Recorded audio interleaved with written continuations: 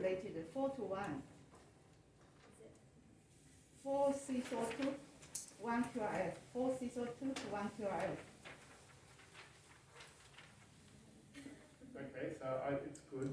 So it's narrow, so where's it coming from? There's only 2 places of the part of the heart it's coming from if it's narrow, right? Or 3. It's either sinus, atrial, or junctional. Junctional you don't have P waves or any atrial activity. But you've got atrial activity here that looks like a sawtooth appearance. So what's that then? Have a think. Is it sinus? No. Is it atrial? Yes. Now you just got to figure out what atrial run into them. Is it fibrillation or flutter? Flutter's got the bigger one. Yeah. Take a look. The fibrillation is yeah. So you can see that sawtooth appearance. See how I'm giving you the way to work it out. I know you would look at that and go, yeah, it's flutter, right? And you can pattern recognize it. But what I'm trying to do is make you understand where it's coming from. And that's what's going to be the key to being really good at rhythm, right? Versus you then going, yeah, that's like something, and people call this sinus rhythm, and they go, well, how do you know sinus rhythm? Oh, there's a P wave. Now, which one is the P wave? There's 4 of them there, you know, and then they've got weird stuff. But this is a nice sawtooth stuff. See how I'm making you think about where it's coming from rather than, I know you would know. I had atrial flutter in my head, but I associate that with Okay. Just a quick question. Flutter can be fast and slow. It just depends on what the AV node wants to take. So if I poison the AV node with drugs, then it'll be slow. But if I don't, then it can do a fast conduction. You know, if you don't look at the strip, and you know, she was asking all those questions, isn't it easy for her to think that it's atrial fibrillation? Because Like atrial fibrillation is always irregular. ours is regular, it's regular. Always irregular.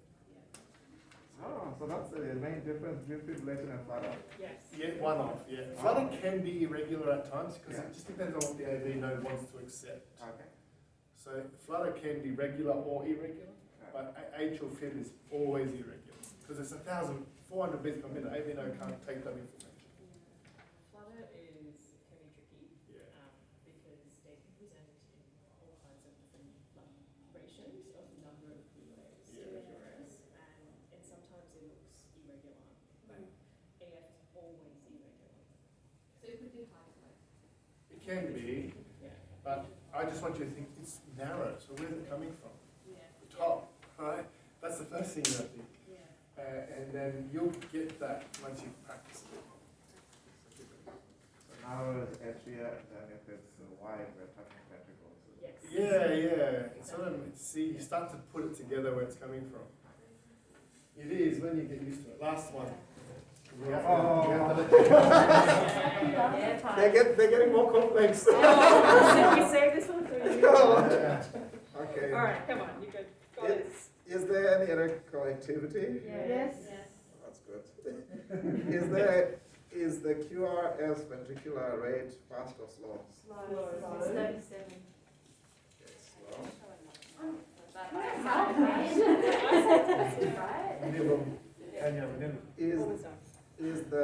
What is the QRS ventricular rhythm? Regular or irregular? Kind of irregular. Irregular. Oh, yeah, regular.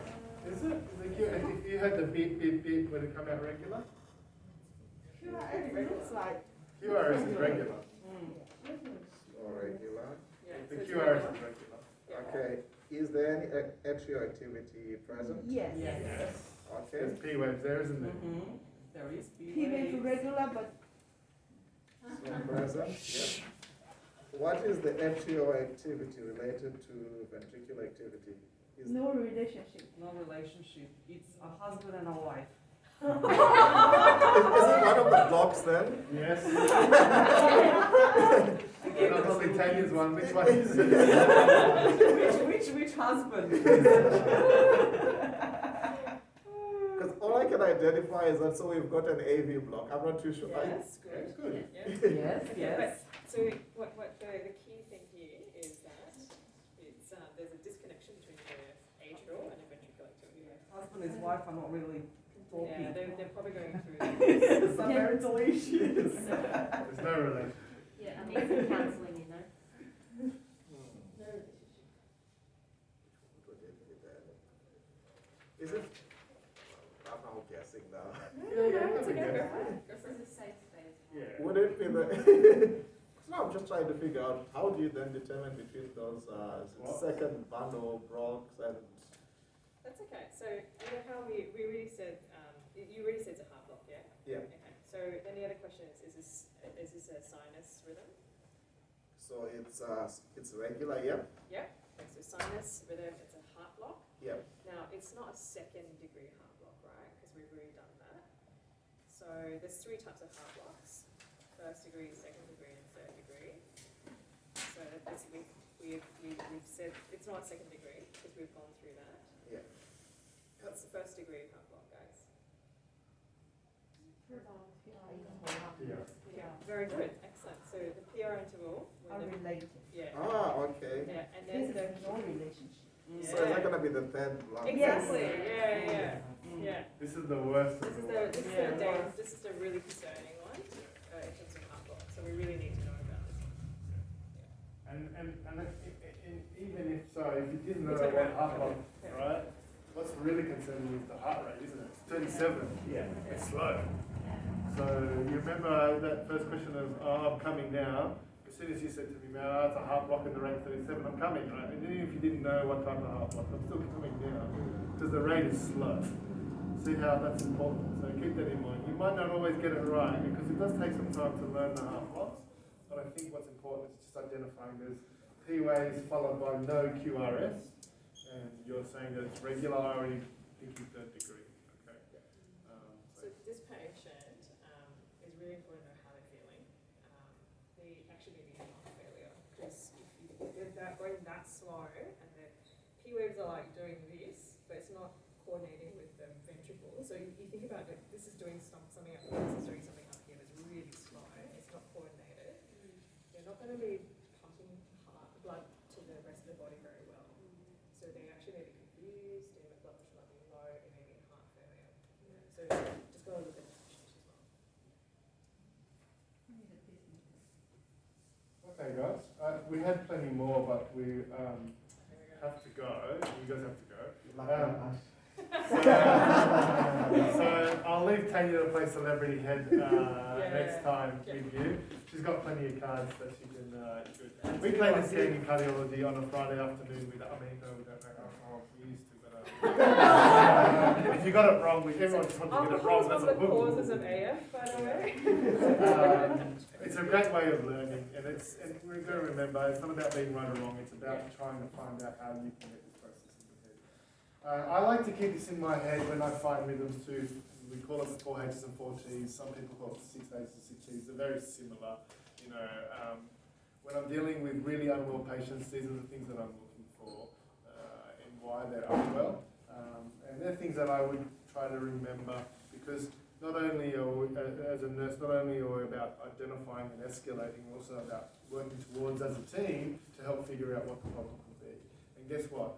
I'm going to say to you, you guys are at the bedside by the patients. You 100% probably know what's wrong with the patient, 99.9% of the time.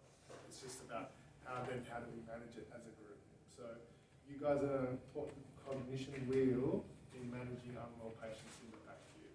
So please always speak up and let the doctors know what's going on, what you're seeing. If it's a funny rhythm, hey, the rhythm has changed, I think it's this. If you say I think it's this and you're wrong, what's the worst thing that's going to happen? At least you've alerted someone to a rhythm change. And then you'll learn. And I think they're the key things to remember. So lastly, always do a good assessment of your patient and always do a 12-lead ECG when you have a funny rhythm.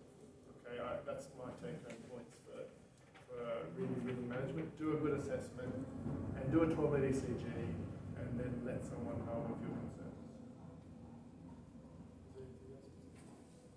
Any questions, guys? Did you have fun?